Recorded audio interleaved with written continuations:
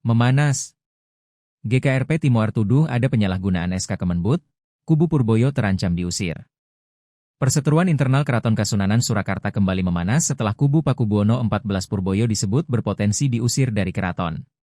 Hal ini terjadi karena kubu Purboyo berseberangan dengan Lembaga Dewan Adat, LDA, yang mendukung Pakubuwono XIV Hangabehi.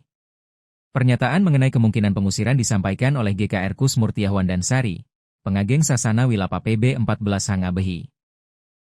Namun, kubu Purboyo melalui GKRP Timoer Rumbai Kusuma Dewayani pada Selasa, 10 Februari 2026, menilai langkah tersebut berpotensi menyalahgunakan surat keputusan, SK, Menteri Kebudayaan. GKRP Timoer mempertanyakan kapasitas GKR Wandansari dalam menyampaikan pernyataan itu. Menurutnya, jabatan pengageng Sasana Wilapa telah berakhir sejak wafatnya Pakubuwono XIII, sehingga tidak lagi memiliki legitimasi.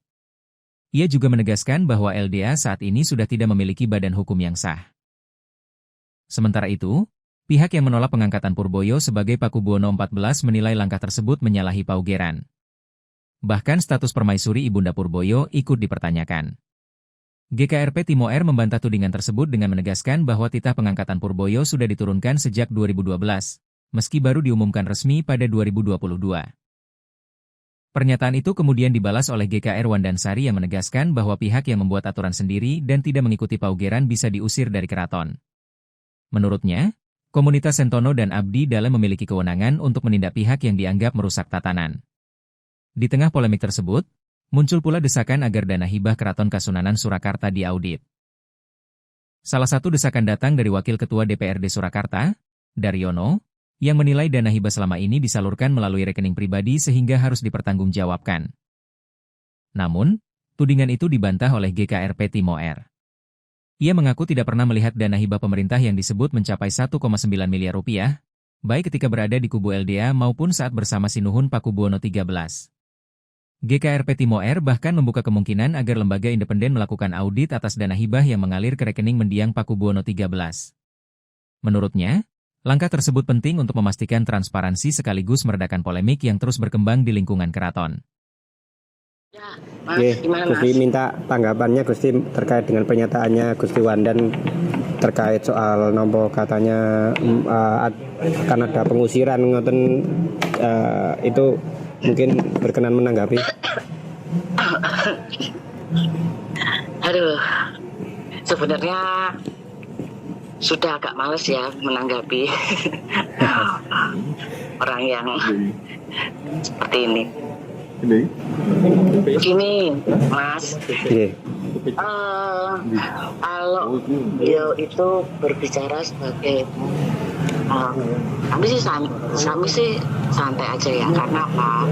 Karena beliau itu berbicara sebagai siapa? Kalau beliau bicara sebagai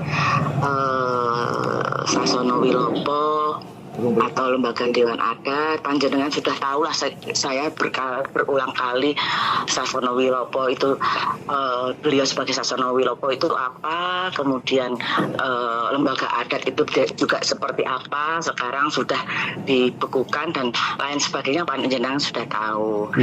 Di sini malah saya sangat menyayangkan, inilah kalau beliau bicara sebagai apa yang seperti ketetapan SK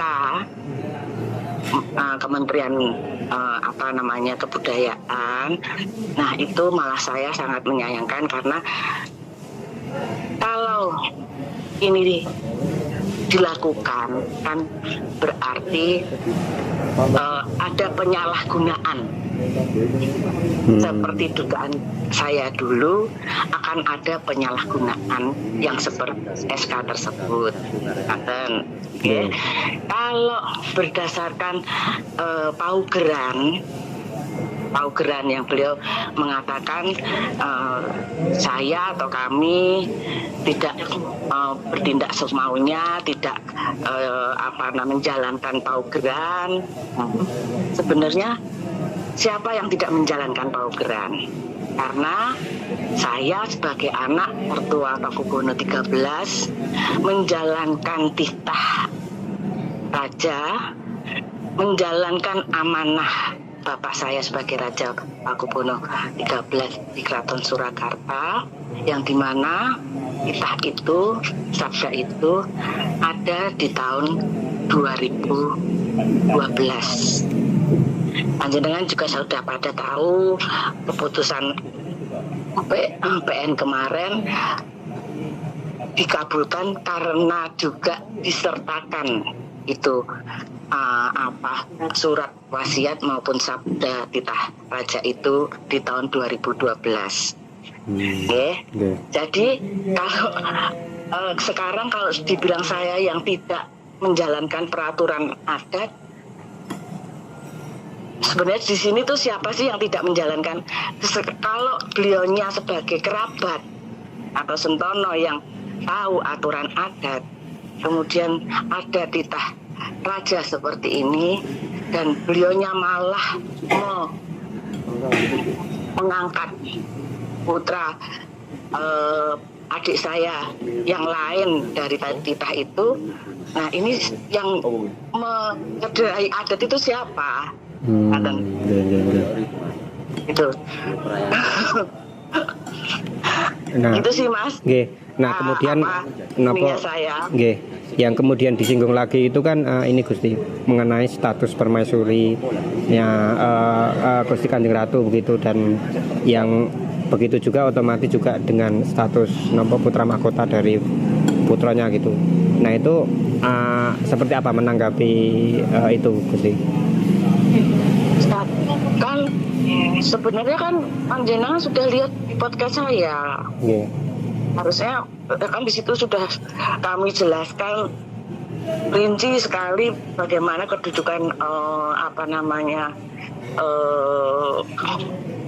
ibu ataupun Gusti Kanjeng Ratu Pakubono gitu.